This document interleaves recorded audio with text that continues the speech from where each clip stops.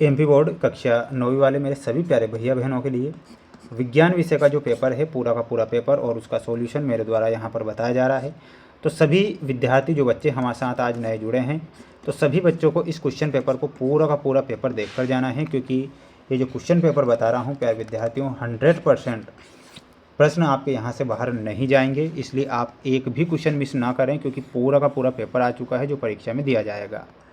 देख सकते हैं आपकी स्क्रीन के सामने प्यारे विद्यार्थियों, पहला ही प्रश्न आपको परीक्षा में दिया जाएगा। आप ध्यान से देखें कि निम्न में से कौन सा ऊर्ध्वपादज पदार्थ नहीं है। तो प्यारे विद्यार्थियों, इसमें आपको ध्यान रखना है, नमक जो होता है ऊर्ध्वपादज पदार्थ नहीं होता है। इसमें आपको नमक याद करके जाना है। ये जो प्रश्न बता रहा हूँ ना प्यारे विद्यार्थियों, पूरे के पूरे क्वेश्चन आपको परीक्षा में देखने को मिल जाएंगे। कोलाइडी कणों का आकार होता है, तो इसमें आपको ध्यान रखना है 10⁻10 से 10⁻8 मीटर। H2S अणु में कितने परमाणु विद्यमान होते हैं। तो प्यारे विद्यार्थियों, इसमें आपको ध्यान रखना है 3 परमाणु याद करके जाना है। वहीं अगला प्रश्न आएगा परीक्षा में, आप ध्यान से देखें, ये पूरा का पूरा पेपर है।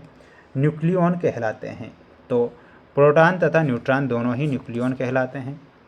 कोशिका का रसोई घर किसे कहते हैं। तो आपको याद रखना है माइटोकॉन्ड्रिया को कोशिका का रसोई घर कहलाता है। तो इसमें आपको माइटोकॉन्ड्रिया लिखना है। हाथ की त्वचा होती है, तो एपिथेलियमी जो ऊतक होता है हाथ की त्वचा होती है। इसमें आप ऑप्शन नंबर डी ध्यान रखेंगे। अगला प्रश्न आएगा परीक्षा में, आप ध्यान से देखें, अच्छे से पढ़ें, अच्छे से मेहनत करें कि ऋणात्मक त्वरण को कहते हैं। तो ऋणात्मक जो त्वरण होता है उसे क्या बोला जाता है। उसे बोला जाता है मंदन। संतुलित बलों का परिणामी बल होता है, तो वो कैसा होता है, शून्य। तो इसमें आपको क्या लिख कर आना है, शून्य। 1 किलोग्राम भार न्यूटन के बराबर होता है, तो इसमें आपको लिखना है 9.8 न्यूटन के बराबर। एक शक्ति का एसआई मात्रक क्या होता है। तो इसका एसआई मात्रक होता है वाट। प्रतिध्वनि अवरोधक पृष्ठों से ध्वनि के कारण होती है, तो ध्वनि के परावर्तन के कारण होती है। तो यहाँ पर आपको क्या लिखना है, परावर्तन लिखना है। नीली क्रांति का संबंध उत्पादन से है, तो नीली क्रांति का जो संबंध होता है मछली उत्पादन से होता है। यहाँ पर आपको मछली लिखना है। तो सभी बच्चे इसका एक स्क्रीनशॉट लें। इन सभी प्रश्नों को आप याद करके रखें, क्योंकि ये प्रश्न आपको परीक्षा में दिए जाएंगे। मैं आपसे वादा करता हूँ कि प्यारे बच्चों, आपका पेपर यहाँ से बाहर नहीं जाएगा, इसलिए आप इस पेपर को ना छोड़ें, अच्छे से देख कर ही जाएँ, अच्छे से याद करके जाएँ। पदार्थ की अवस्थाएं अंततः परिवर्तित होती है, तो ये बिल्कुल आपको सत्य लिखना है।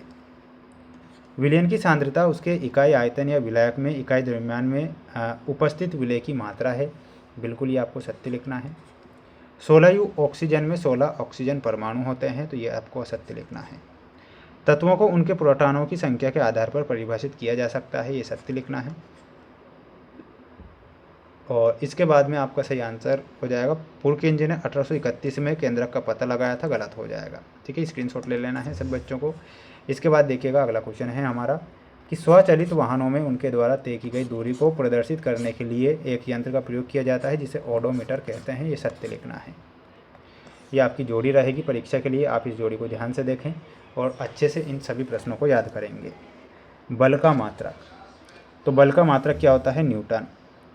ऊर्जा में आपको मिलाना है एक अदिश राशि है। 20 Hz से कम आवृत्ति में मिलाना है आपको अपश्रव्य ध्वनि। नीम की पत्ती व हल्दी में आपको मिलाना है जैव कीटनाशक। द्रव्यमान का एसआई मात्रक होता है किलोग्राम से मिलाना है। वहीं फोम में आपको मिलाना है शेविंग क्रीम से। तो ये आपकी जोड़ी रहेगी। आप सभी बच्चे इस जोड़ी को याद करेंगे और अच्छे से प्रयास और मेहनत करके आप एग्ज़ाम देने जाएंगे। प्यारे बच्चों, आपके अच्छे नंबर आएंगे, इतना विश्वास मुझे ईश्वर पर है। परमाणु का वह पुंज जो आयन की तरह व्यवहार करता है उसे क्या कहते हैं। तो उसे बोला जाता है बहुपरमाणुक आयन। तो इसमें आपको लिखना है प्यारे विद्यार्थियों बहुपरमाणुक आयन। ये आप यहाँ पर सही लिखेंगे। किसी प्रोटॉन पर कितना आवेश होता है। तो इसमें आपको लिखना है प्यारे विद्यार्थियों +1.6 × 10⁻⁻19 कूलाम। तो ये आप यहाँ पर लिखेंगे। किस वैज्ञानिक ने कोशिका में केंद्रक का पता लगाया था। तो इसमें आपको ध्यान रखना है रॉबर्ट ब्राउन ने। किसने लगाया था। तो यहाँ पर लिखना है रॉबर्ट ब्राउन। दाब का मात्रक क्या है। तो दाब का मात्रक होता है प्यारे विद्यार्थियों पास्कल। इसमें आप पास्कल लिखेंगे। किसी एकांक क्षेत्रफल से 1 सेकंड में गुजरने वाली ध्वनि ऊर्जा को क्या कहते हैं? तो उसे ध्वनि की तीव्रता बोला जाता है। तो क्या लिखना है? ध्वनि की तीव्रता। कुक्कुट आहार में किन विटामिनों की मात्रा अधिक होती है? तो ए व के। तो ये आपको ध्यान रखना है।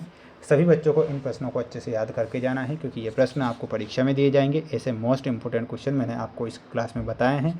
सभी बच्चे चैनल को जरूर सब्सक्राइब करें। मिलते हैं नेक्स्ट वीडियो में।